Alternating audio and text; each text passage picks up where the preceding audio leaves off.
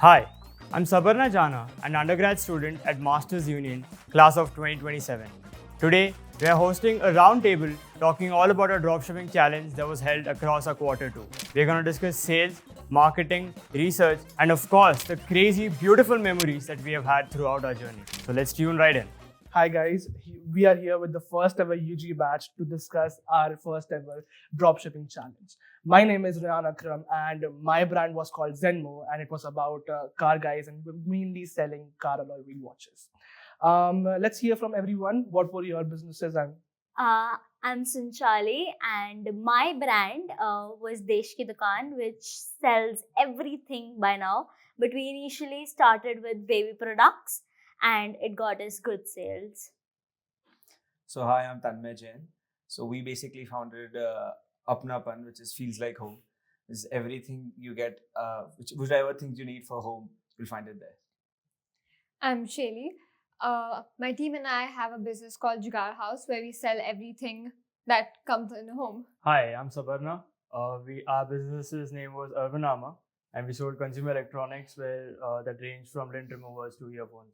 Hi, I'm Manasvi. So we ran this brand called Arpan. It's a Kumaoni word, which means uniquely yours, basically. So we try to tailor perfumes for everyone. It's a personalized perfume experience.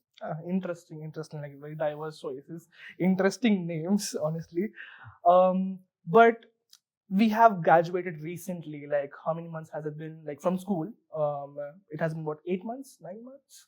Yeah. But did we ever think that we would be building businesses 2 months into joining the college? Yes, I kind of had high expectations from Masters Union. So, yes, definitely. Well, building business was an idea. Like if you're enrolling into a master's union, so you have a fair idea. Okay, we'll be building businesses. But minting money was something we didn't expect it. So this like feels great making money at 18 years old and like telling your parent, Dad, I made this much money. Should I like send it to you? it's fun. Fair enough. But like coming to the money part, I mean, we did kind of better than our seniors, to be honest. Like, I mean, Pratham sir set a very high bar for us, didn't he? Like, what was the Pratham grant that we got? Like, we have to do 20 lakhs of sales. Yeah. And if we do more than 20 lakhs, we'll get 2 lakhs as a free grant, as a prize. I think it was It 10 was lakhs 10 and lakhs. above. It was 10 lakhs. And anyone who did more than 10 lakhs and the highest revenue would get 2 lakhs of grant. Well, Sanchali, aren't you one of the teams who did more than 10 lakhs? Yeah, but am I the highest one? We'll I can ask from Zenmo. Can't I mean, we did try to build a brand, but let's not talk about the money, you know. Let's just not. Yeah, indeed. Like, what about what Apan was doing very Of great on the course. dropshipping Yeah. Mela days. So I you need to was tell waiting me. for that. Like, let them clear off the conversation. Clear the floor for the conversation. Yeah. But no, that was just the Mela day, to be fair. I mean, how much did you do on Mela day? 1 point what? Humble brag, but 157. Just 157 Yeah. lakhs. What could shine In a day. But in like, in a In a day. day. I'm curious, like, why didn't you choose the offline? Why didn't you choose the online option instead of the offline option? Like, you're the one of the teams who did great in offline. I think it's basically the category they chose. Exactly. Like So for perfumes, you can't perfumes, really talking sell about online. perfumes, it's a very experiential product. Yeah. Plus, when you bring in the personalization aspect to it, then it becomes even more difficult to replicate that model onto an online thing. We did try. We'll get to that later. But yeah, offline first was always a thing. But like it's just amazing that like now when we look back at like now that we all have concluded apart people who are building brands, but now we just look at it now to most of the things we know how to make a website, we know how to generate ads, we know when to contact a vendor, we know how to ship products. So I think we're trained for life. now I'm satisfied we can make money. I mean, give us capital. Money making is not a hassle now. We just need 1 or 2 lakhs of capital. I guess that's all. I mean, Sanchali, you were one of the first teams to hit 4 lakhs. I mean, you hit it very well. But how did the kaching sound of making money overnight made you feel? So, I mean, getting our first sale is actually very exciting.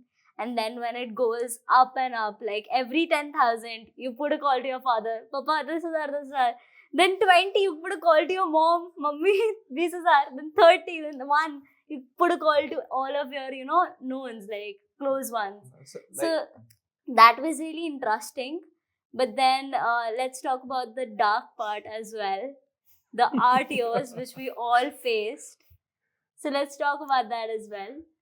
I mean, I think we should skip that battle after some time. Let's enjoy the moment that we had first. let's enjoy the happy moments Yeah. first. Definitely, dark part baad mein karte hain thoda sa. But then again, we weren't building a brand, right? We were focusing on how you can market your products really well and keep changing the products. So in that, I think we learned the basics of D2C business.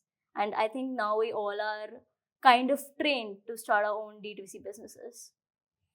Yeah, I mean that is very, very true. Like with the learnings that we have gotten up until like right now, like in the past 2 months of dropshipping, it's pretty crucial. Like no business school would actually like be able to teach you this. Going like that 10,000, 20,000 every single day, that's like really crazy. And I mean, if I was in your place, that would have been, it wouldn't make me very happy, to be honest. Sounds very exciting. But jumping on to the next question, did any of us attend, like I attended PG's dropshipping mela? Did any of you guys attend? Yes. I actually attended both of them, PGV Rise and Yeah. The PGV. P- So like what did we learn from the dropshipping mela of our seniors that actually helped us apply the learnings in our mela? Well, to be very honest, at the time, like we went to see what our seniors are doing, what business are doing. I was just looking at which team is making more sales. I'll copy that product and then I'll sell the same thing. Because generally dropshipping is what, when you see a trend, like if this is selling, you sell that. Basically, dropshipping is something that you sell what's selling. That's what I believe. That's the sole intent. I went to that mela to just see what's happening, what's selling in the market. And there's nothing wrong with that. I mean, to hop on trends is the best part of dropshipping. I feel if you're saying that, okay, this team is selling something, let's say XYZ product, and I'm also selling now, seeing their sales, now I'm also selling that product. I mean, that's fair, Yeah. right? But like so what was your like bestseller products on this thing, dropshipping mela?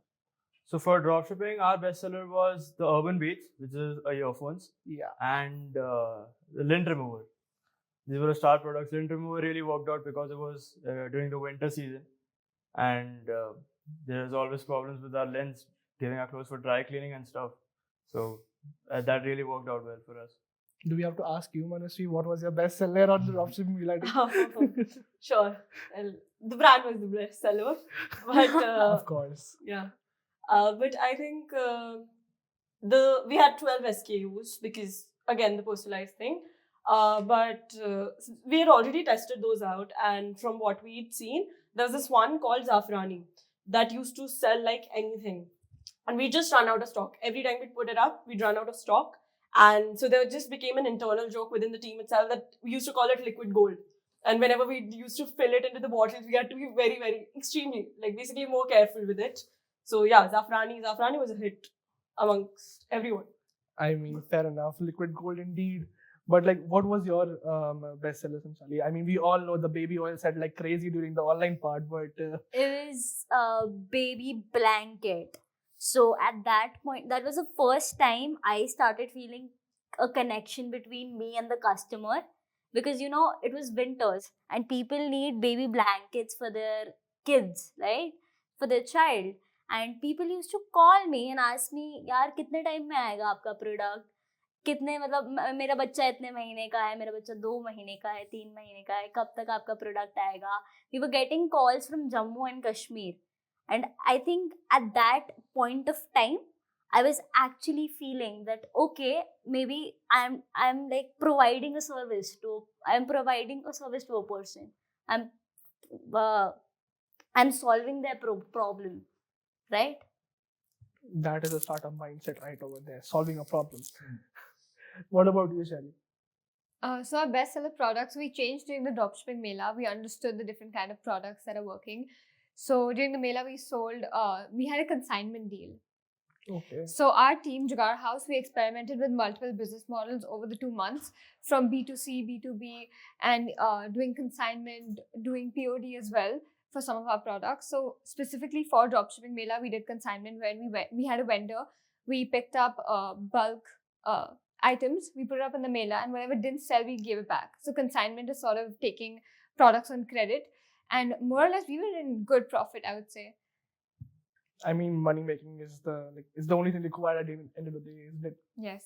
But since nobody asked me, I'll ask myself, what was the bestseller during the dropshipping mela? We didn't expect it, to be honest, even though we are so-called car watch brand, but we evolved into a car guys brand during the dropshipping mela day itself, because we were selling this hoodie which had written on the back, "Need money for Porsche," which sell like hotcakes. We came third with 94K revenue on that day, out of which around 40% of the revenue came from the hoodies itself.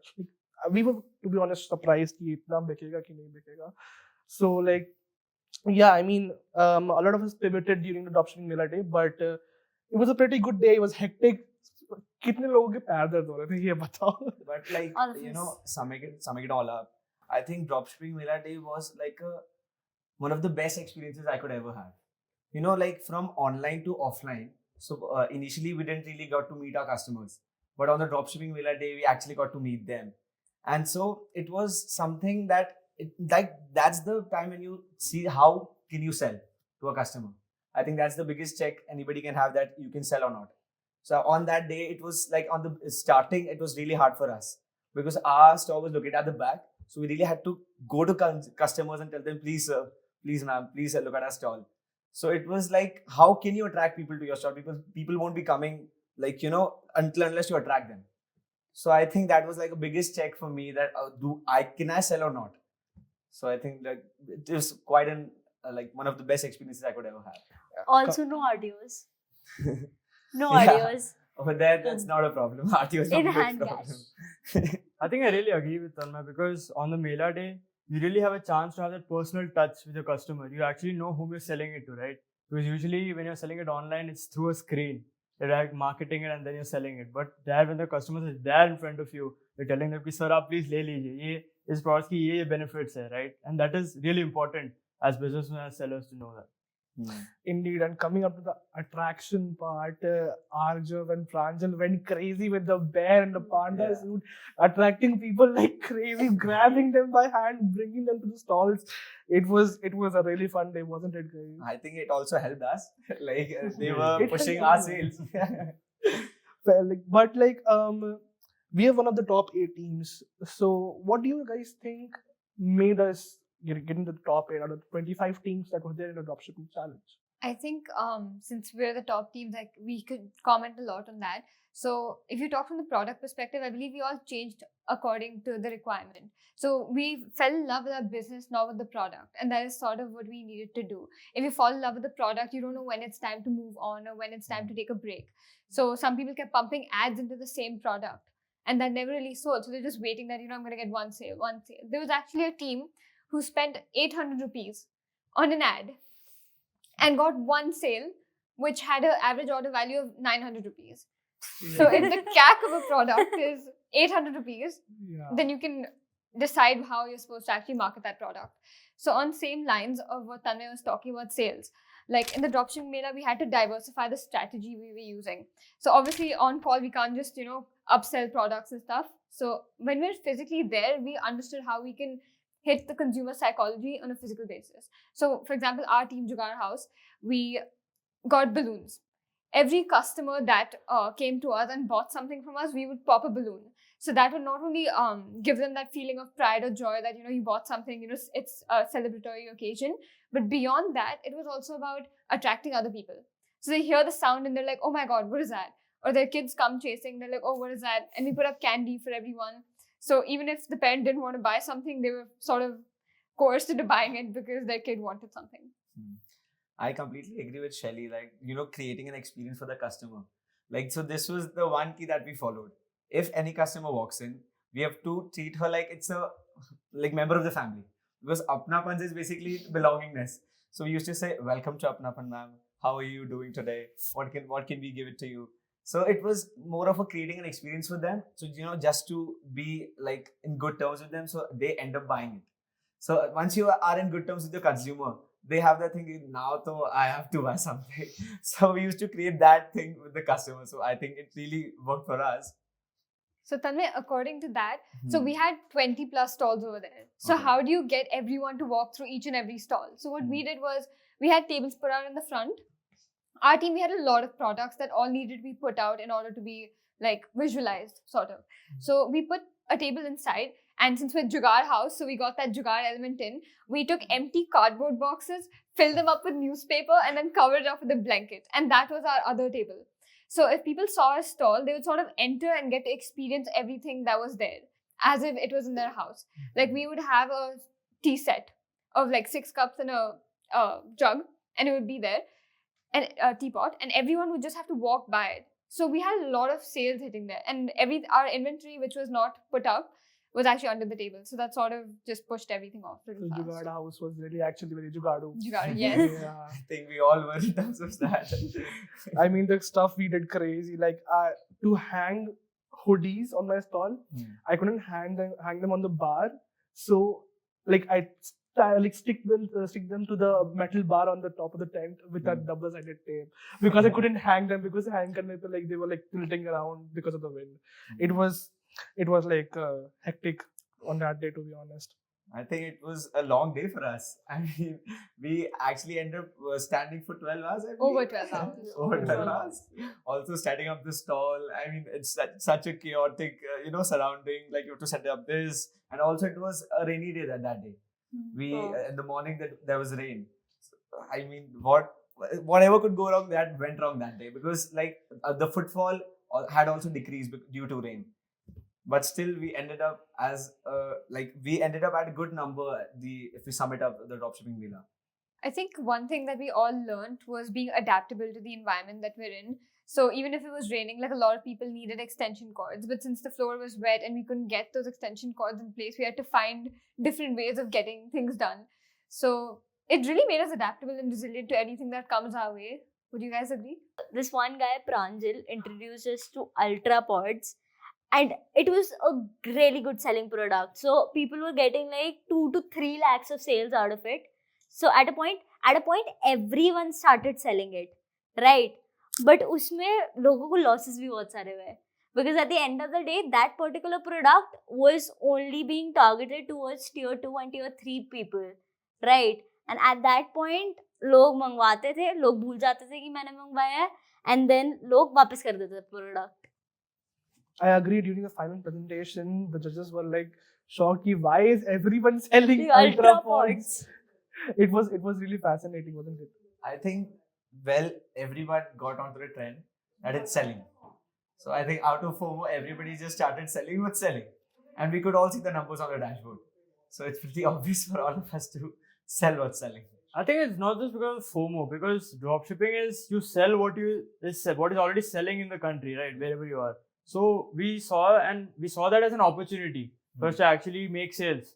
And Ultra Pods was a great product. Most of us had a great experience selling it, but also it had a very high RTO rate. Definitely. Electronics have a very high I think that RTO was rate. one of the biggest lessons. Right. Like one setback all of us suffered from was Right. RTOs. RTOs. First, though, we were happy, now we are able to generate so many sales. Yeah. But then one setback came, they're coming back as well. How do we deal with this? Right.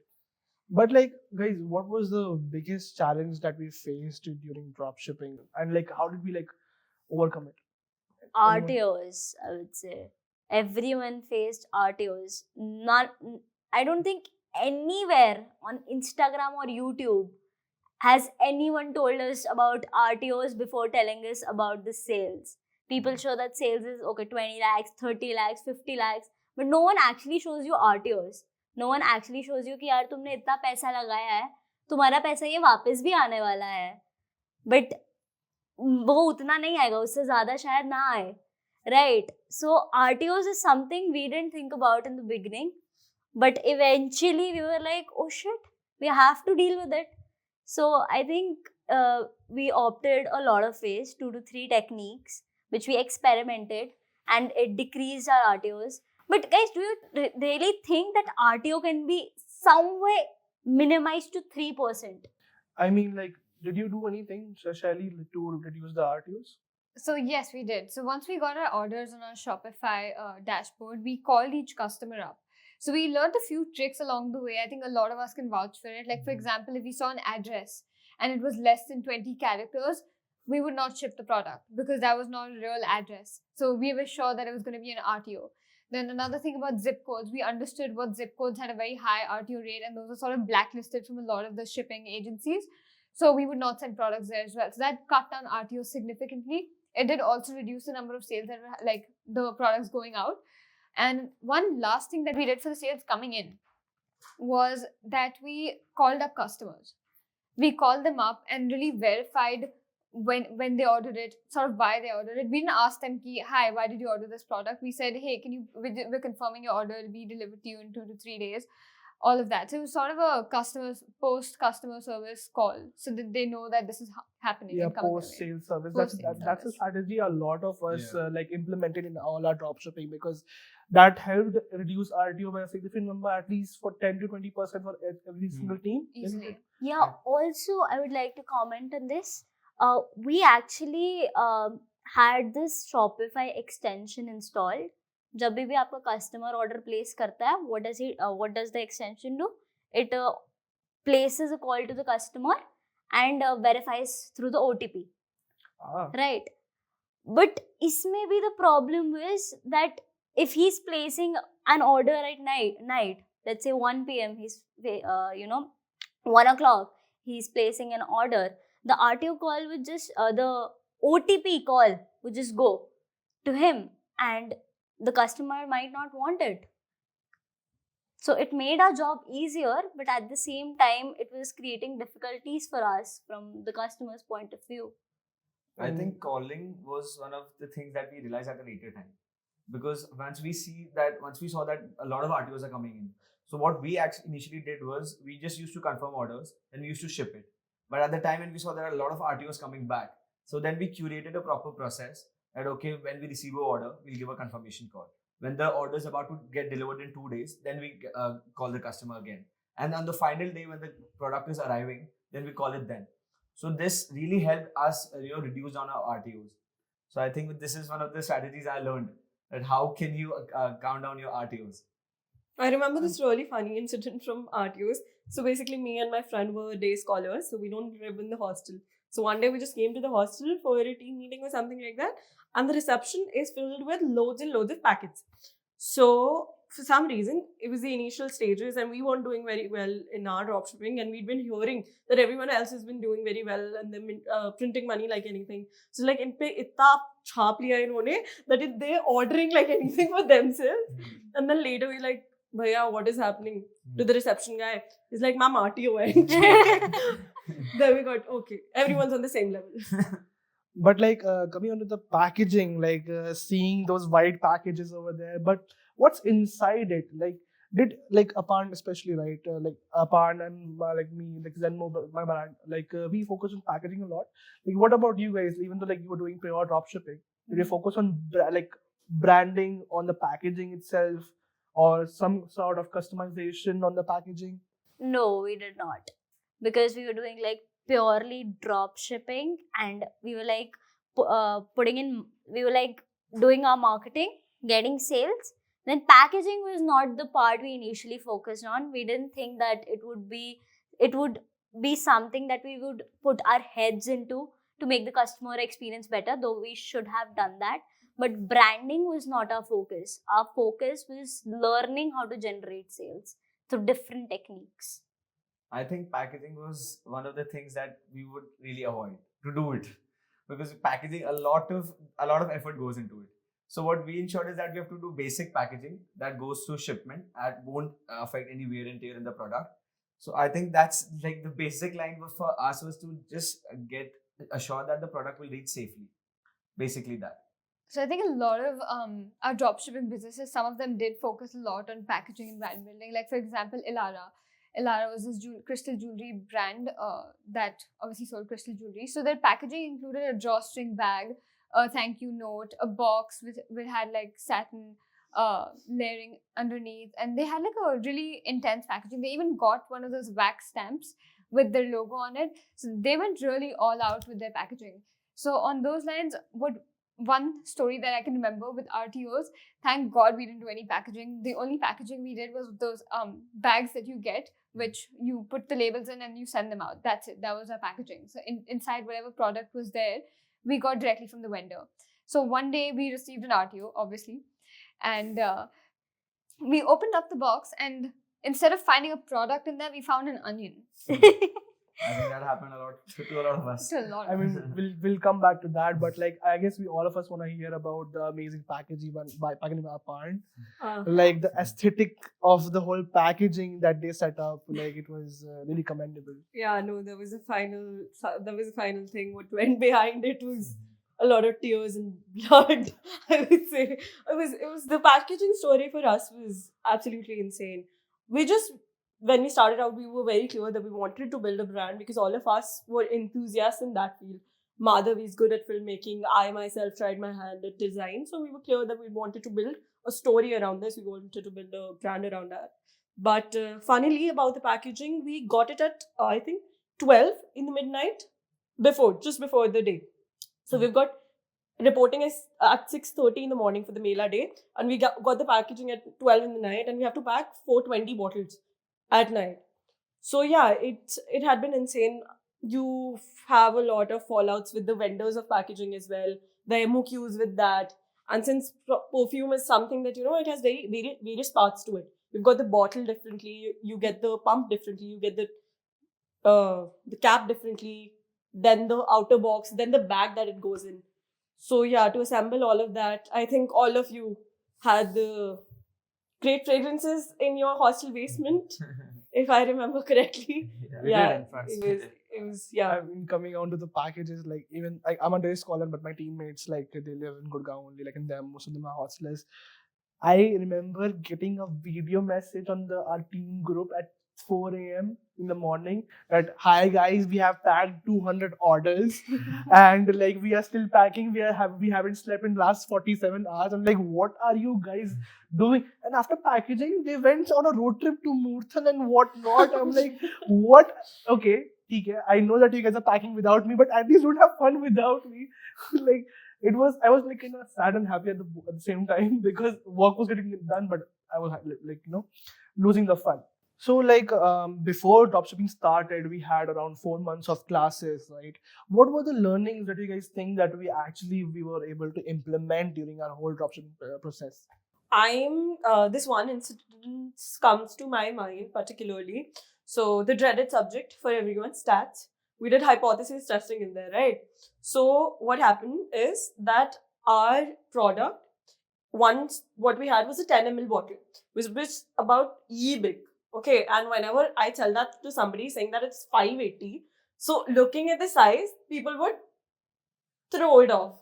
Okay, so people in the batch itself.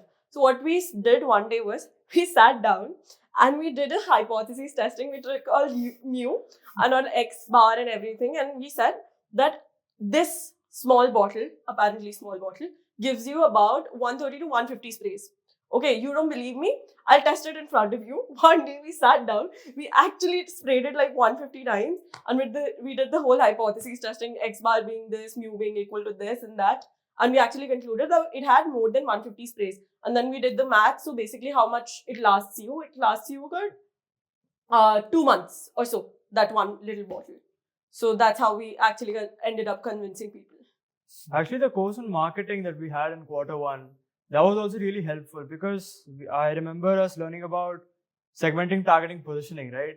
But then when we were doing dropshipping, running the Facebook ads, we actually had that segment. That sector where we had to write in our target segment. We had to choose from the drop down, saying that, okay, these are our target segments. That is, I think, real application of what we have learned. This and even the digital marketing workshops that were conducted by Siddharth sir. Yes, by Siddharth sir. That was also really helpful. When I was sitting there for the workshop, I'm like, okay, theek hai, to koi bhi kar lega. Right? He gave us an example for MG, how Morris Garages marketed its products in Facebook ads. But then when I actually sat with my team to run my, I'm like, okay, it's not as simple as I thought it was. But yeah, these were some real learnings that we got to apply. I mean, one thing I learned while running the ads, like my team divided all the parts. This person will do this, this person will do this. I was taking out the marketing. So one thing I realized while running ads, when you're part of the TG yourself, when you're actually part of the audience that you're selling to, it's way easy to target. Like Right. you know what they would want, and you know what they would look for in journal. And You know the psychographics. yeah, of the people. exactly. The psychographics really works. Like as Bhupesh sir says, like Yes. psychographics are way above demographics. So that we Indeed. learned in, to be honest, everyone learned in digital marketing that psychographics are way more important. But like, what else? Like, do you guys think was there? I think one of the biggest, like, that really helped me from apart from the dropshipping thing, which included the course, was I think financial accounting. This is one thing that really helped us know where are we standing, because at the end of the day, you made sales, you burned money in ads, you've paid to your vendors, you've done your packaging and stuff. At the end of the day, where do you stand?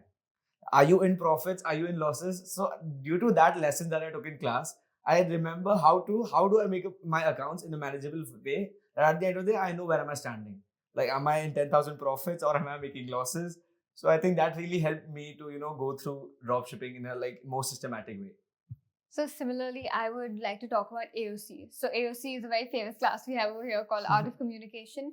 We have a lot of practitioners who took it, right? So Dr. Mihir, he came and told us about ethos, pathos, logos, and all of that. And for the practical aspect of it, we had people who are actually in the real world doing something in the industry. Like, for example, we had Dr. Garima, and she was telling us how to present, how do you communicate with your team. So I think that when I was talking to customers really came out, because there's a lot to do with non-verbal and verbal skills. So it's a mix of both. How do you balance each out, and how do you actually apply that when you're talking to people? So I would say a lot of application-based learning there. But like, I mean, combining all the learnings that we had over the period of 4 months, like, really helped us, overall in the dropshipping part. But coming on to the main sauce part of the whole thing, like the competition between the seniors. I mean, we had a lot of expectations put up on us by Pratham sir, as we said in the beginning, that like we have to, if we do 10 lakhs, more than 10 lakhs of sale, we'll get this Pratham grant, 2 lakhs rupees of price. And I mean, we kind of did better, right, guys? Don't you think? I completely agree. I think the reward which Pratham sir granted, which really boosted us. Like, oh, we have to win this. We don't have any choice. So like, that was the day my entire team sat down, and the only goal was to win Dropshipping Challenge. To win that grant that Pratham sir has offered us. I mean, that was the biggest motivation we all could have. And I think our numbers really showcases it well as compared to our seniors. No offense. But like during the orientation, like when Pratham sir said that seniors' highest is 10 lakhs right now, can we go up more than that? I was like, what are you saying? If the highest is 10 lakhs, then how are we supposed to surpass it? And it's surprising to see that we were hitting lakhs in like every other week. Like this week, I heard Sanchali hit 4 lakhs. The other day, after 1 week, I heard Pranjal hit around 10 lakhs. I'm like, what is happening, guys? How much money are we putting into ads? And what are we doing? It was just exciting to see us progress so much. Like, don't you think, Sabanna? Yes, I do, because I think that's about dropshipping, right? You put in money to advertise properly. You figure out your target segments right. Like I said, that's the whole point of it. And we have reached great heights, and I think dropshipping has a good scope here. But like, other than this, I took help from this PGP person, Vansh Bhaiya, for marketing. He really helped me a lot. What did you guys like? Did you take any help from an external person, like a senior, or like someone from your household? We did. I actually spoke to Prabhu, who is a part of cohort 3. Cohort 3, Cohort 3, yeah.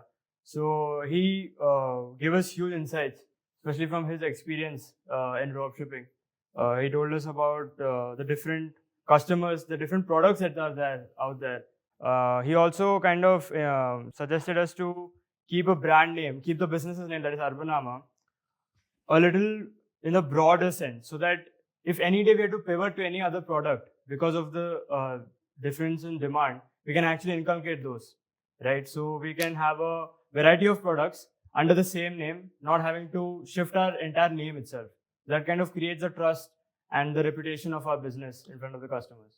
I think mentorship was like along the way, like our entire dropshipping challenge was for 2 months. And mentorship, like we used to keep getting updates from our mentors. So we used to have mentorship sessions with PGP. So I think that really helped us to, how do we go about this? Like, so there was a point in our team where we had hit saturation because we weren't able to generate sales up to a certain point. And how do we go about this? How do we grow from here? So at the mentorship session, I asked our seniors that how do we cross the saturation point so that we can constantly grow. So he actually told us how to optimize that in a better way. Because your ads were reaching to a certain audience, but how do you optimize in a way that it caters to a much larger audience so that you get into the orders? So this really helped us, and because this comes with experience, which they eventually hold.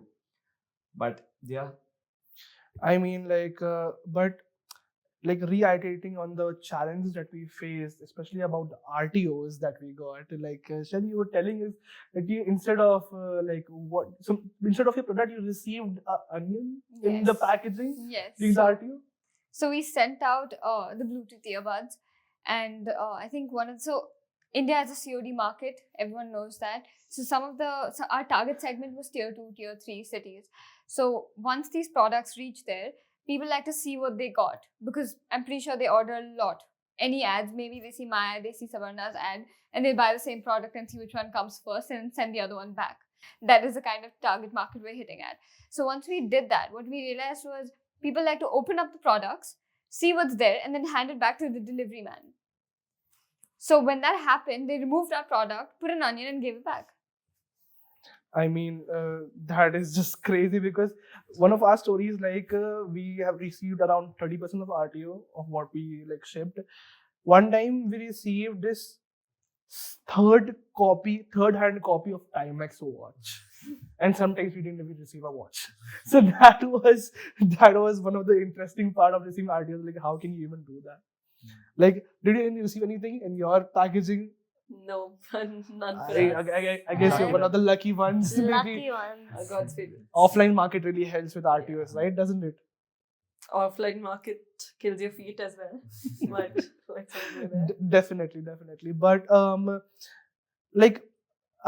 while doing the marketing and doing the research before running the ads, we all used Meta ads, and I guess some of us also use Google ads.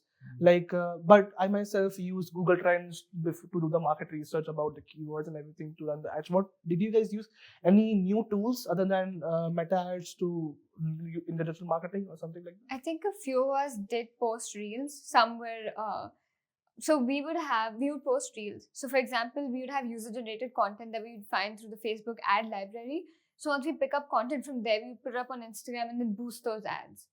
So that is sort of where we're pumping money, but also getting a lot of leads. So we got a lot of conversion. So I believe between Facebook ads and Instagram reel boosting, it's sort of the market that you're trying to target, which plays a major role. Yeah, no, I remember seeing one of these reels by Jugaad House itself. It was admirable, honestly. It was one of the best ones.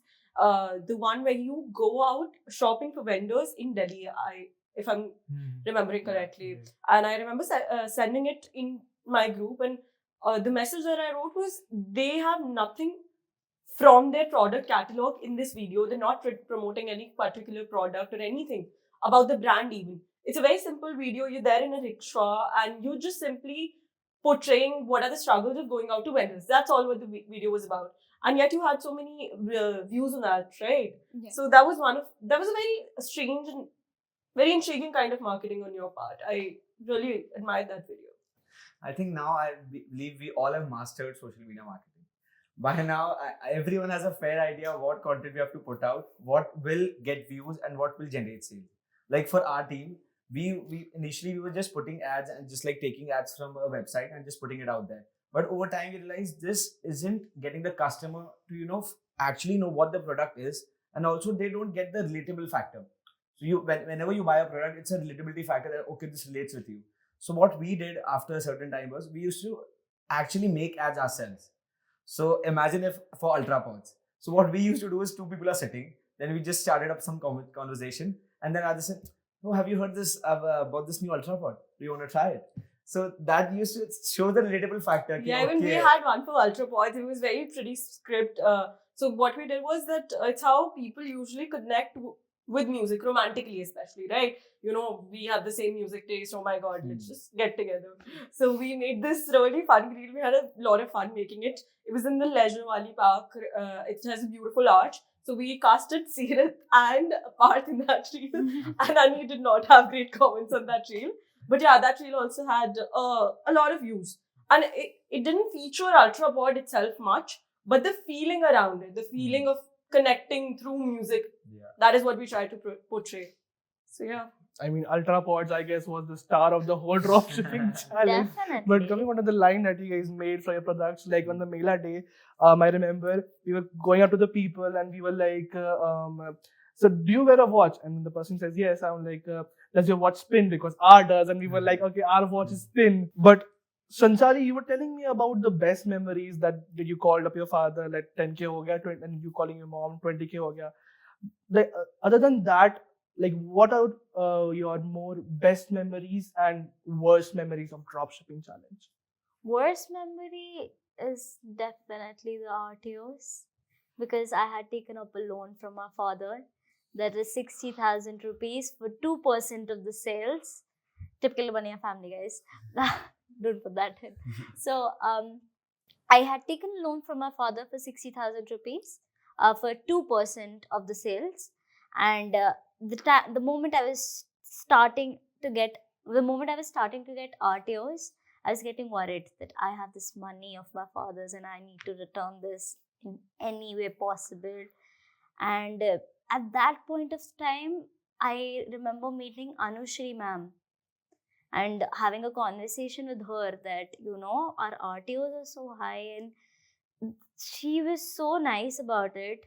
She sat for 1 hour, calmed us down, and had a proper conversation with us what we should. And this was like initial stage of dropshipping, when we had like good sales of like 1.5 lakhs in like I don't know, 3 to 4 days. We had 1.5 lakhs, and we started getting 3 RTOs, right? And it started increasing.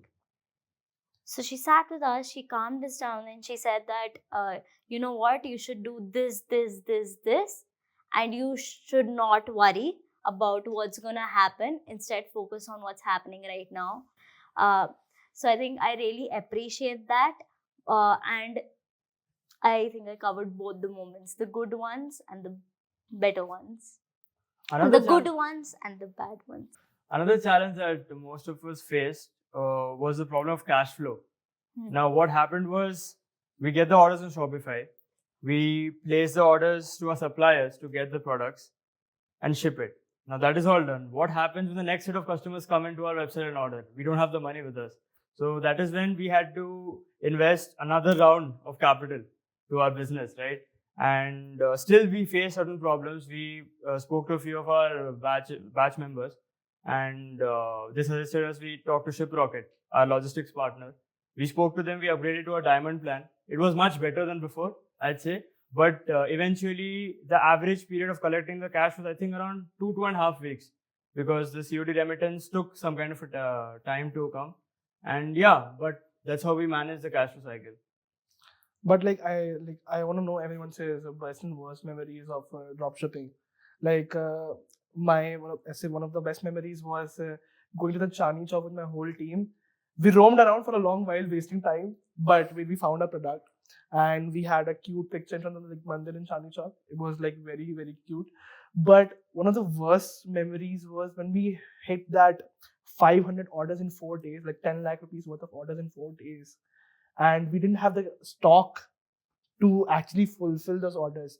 And I was getting the calls, the customers that order कहाँ है, कब आएगा, 1 हफ्ता हो गया, मुझे gift देना था न्यू ईयर के लिए किसी को और मेरे पास ऑर्डर नहीं है. That was kind of really heartbreaking to like realize कि अब तो ये जा चुका है. And we eventually lost 7 lakhs worth of orders. But I mean, yeah, that pretty much sums it up from best and worst memories. What about you, Shani? So I think you mentioning going to markets, and Manasvi mentioned that we went into these markets with our team. So I think that would be a major highlight for a lot of us that actually went down to these markets, since our campus is in Delhi NCR, so you have access to every market that's nearby. You have Sadar Bazaar, Chandni Chowk, everything nearby. So very accessible in terms of that. My favorite memory would be going to one of my teammates' house. We went to Yash Jain's house and we're packing orders. So we got a huge order one night and we packed over 100 orders. And it was late at night. We went there, packed, and then right after we were done with that, we went for a walk to a park and we took a stroll around his community. There was a tea stall and we just had chai. At 2 a.m., we're just drinking chai because that was the only thing open that night. And the bhaiya had a post-it. I don't know why, but he gave it to us. We didn't ask for it. He just gave it along with the tea and he gave a pen. So we sort of saw it as a sign to write down whatever was happening. And at that moment, we wrote down the revenue that we had at that date and what we intend to hit. And that's sort of where we are right now. So it's really impactful, I would say. Like, Manasvi? I think we particularly had a different trajectory. What happened was that, for me personally, the worst memory turned into the best one. So we had this teammate, she's Shivangi Sood. So her initials spell SS, right? So whenever we'd falter off in the workings of the team, she'd get really stressed. It's a habit of hers to get really anxious and nervous when things aren't working out. So this used to happen a lot. It became a recurring thing at one point in time. So we started calling her Stress Shivangi, SS. So, and then there was the final day of the Mela and we hit the number we wanted. We won, the team screamed like anything. And then we go home, get home at by like 12 and 1. And then I see this message on group by Shivangi. It's a long, really long, sweet message. And then she mentions that how, thank you so much, guys. You have turned stressed Shivangi into smiling Shivangi. So that was a very good moment for all of us. So yeah, that was it. Sounds very wholesome. Yeah. Sabarna? It does. The best memory we had was that 1 week where our revenues just boomed up, right? I still remember the graph in our Shopify dashboard. Like, it was just going up, right? That was one of the greatest memory we had. I mean, we came on a G Meet just discussing about what we have done. Like, what is that one thing that led to that steep slope in our graph, right? And talking about the worst memories is the RTOs, to be very honest. Being in the consumer electronics segment, it's very difficult to manage and understand how many customers actually want the product and versus how many are testing the product and returning if it's not right. So yeah, these were mine. Tanmay? I think the best memories for us would be money, for sure. Whenever money comes in, it's a good memory. But I think the worst memory for our team was like there was a time where we were thinking to pivot, but due to like a lot of clashes in the team, we ended up like fighting and we ended up just showing that we won't be continuing with this team. I just want to shift the team. After like 2 days, we actually sat down again and we just thought that it's a challenge. We have to do it. And so at that time, I realized that you have to sort things out with your team. At the end of the day, they are the persons that you have to go to. So that time when we actually sat down and resolved the issue, so that was one of the accomplishments that we had. We can sort everything out. We just need to sit together. So that was an achievement for us, like apart from the money and the sales, but that was the thing that, okay, we can adjust ourselves and we can sit together and solve the biggest issue, but we just have to be together. So that was one of the worst memory turned into a best memory. Same as it's kind of sweet. It does sound sweet. But like, tell me guys, in the last 2 months, what is the one thing that you guys would say that you learned from this whole experience? I would like including the classes and the whole experience. What is the one thing that I want from everyone? Like one thing that you think is you cannot learn from anywhere else, like other than from this experience? I think it's consistency, to be very honest, because we started off with products like the G lamp, a laptop stand, and there was this cute panda lamp. But for around 2 to 3 weeks, there was like no sale, zero sale at all. We had like our CAC was rising. We were spending money on digital marketing over meta ads, but there was no response from the customer side and we didn't understand why. Because we had chosen those products on the basis of those that was actually selling, right? We had this one filter, one of my teammates, Garv, he has done dropshipping before. So with his prior experience, we kind of wanted to leverage that in a better manner. But for some reason, that did not work out. And while ours was not working out, people were hitting 4 lakhs, right? Imagine having zero sales versus others reaching at least a 10, 20,000, whatever. So we didn't give up. We had faith in ourselves. We reached out to our mentors, the MU team here. And yes, we started the lint remover. And that was the first sale that we've got. I still remember, I think it was the 17th of December that we hit our first sale. And that is one of our biggest achievements in dropshipping, that we were consistent. We did not give up in the first few weeks itself. I think the biggest learning that we particularly had with this was, to be very blunt, is that the customer is not a fool. You cannot make a fool of him. You, as 18-year-olds, go in to dropshipping with all your naivety, and you think that you can blab any words that come out of your mouth and the other person would believe it, right? Because we're just so smart. We've taken a marketing course, we've taken a accounts course, and we know everything. But along the way, you figure out that no, the person on the other side is just as genuine as you are. You can't make a fool out of him. And one thing that I learned this with respect to was this particular product of ours, that was Sond, right? So what it does is it replicates the smell of petrichor, which is बारिश के बाद गीली मिट्टी की खुशबू, right? And so we were in the initial testing phases of Sond, and we took it out to many people. So some, in order to, not hurt us, just said that, yeah, it does smell like that. But then surprisingly, we took it out to our parents, and they're like, no, please don't. This is not it. And then we worked on it, and we changed the formulations and everything. So by the final day of the Mela, we almost perfected it. Like, you could not differentiate between the two smells. In fact, to make a point more clear, we actually had the Gili Mitti on our stall, this little jar of it, and then we first spray Sond onto people, and then we'd make them smell the actual Gili Mitti, so that they actually know that, yeah, this is it. So you have to put in the efforts. You can't fake it at all, at least in our case. Agreed on that point. One thing that we learned as a team was you cannot skip the scut work. You have to get your hands dirty, no matter how hard or how stressful the work might be. Calling 200 people in 2 days so that the orders don't die, and getting onto the ground to find your star product that will eventually become your brand. So stuff like that, really gives an impact in overall what you want to do in life, to be honest. What about you, Sanchari? For me, it was stress management, to be very honest. When you're getting RTOs, when you're getting no cash flow for a week, you're having no money in hand, and you have to put something in marketing. You can't stop it in between, right? That would affect your algorithm, and eventually the sales would stop. So at that point, how do you manage it? It's very important. One of this time, we said that we were having this little experiment, that अभी देखते हैं, अगर product हमारा 500 पे भी चल रहा है तो 600 पे लगा के देखते हैं. Let's do that. ठीक है, then 600 we were also getting sales at 600. Then we did 700. Then we did 800. We were also getting sales at 800. And then we noticed, wait, these are orders from Delhi. What's actually happening? And they used to get delivered in 3 days. And we used to get the money in 1.5 weeks. We used to get money. So we were like, wait, what's happening? We are getting orders from Delhi, Pune, all tier 1 cities, right?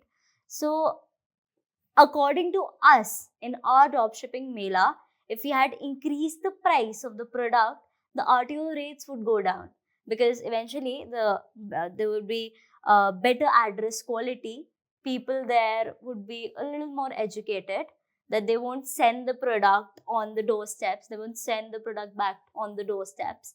So I think at that point of time, learning how to manage it and opening your mind and your heart to experimentation was the most important thing that I learned from the dropshipping challenge. I think learning was at every stage, to be very honest. For starters, like there was a team like we also mentioned Vitur. Vitur started off way earlier than us. All of us. So we were thinking that we'll be able to make it. Like there are plenty of teams who have started way early. So at that time, the biggest lesson was just start it. Just start with it. Connect with your vendors. Figure out your shipping. Figure out the entire process with it. So the first lesson that we got just started. Things will get sorted along the way. And the biggest lesson was that, so one of the customer called us because our product which was delivered was faulty. And we were very sure that we have delivered the correct product. Is the shipment fault that might have occurred in the product. So when the time he called us, we were actually just protecting us that it's not the fault from our side, it's the shipping side. But as a business, you have to take it up. That whatever the fault is, you have to take it up and own it. And so what we after the call, we called him again. He said, so we are really sorry about the product. You can we'll ship it back. Don't worry. So that was the second lesson, that you have to own it. Whatever it is, as a business, you have to own it. So I think this was the two biggest lessons I have faced the entire journey. I think to keep that humility is very important. Like if the customer is calling you and saying all sorts of things that, we didn't get the product and everything. At that time, you have to be humble, you have to be calm and tell them that, sir, we made a mistake. It's our fault. We are happy to do whatever it takes to recover this. So similarly to what everyone has covered over here, I would like to talk about communication. Between your team, between your vendor, between your customers, everything needs to be communicated. You need to be transparent with how you do things and the way you do them. So specifically what Tanmay mentioned, it's about people and being patient. So I think people understanding them and then reacting to them or acknowledging them the way they are to be acknowledged. Like for example, we targeted different people in different segments. So the way you talk to them should be very different from one another, because the type of product you're selling is different. Target market is different, the psychographic, age, gender, everything is different. So you have to understand and be adaptable to that. I think that would be a major learning. So out of the 6 teams that are here, only a few of us will continue the business, and for those who will, good luck.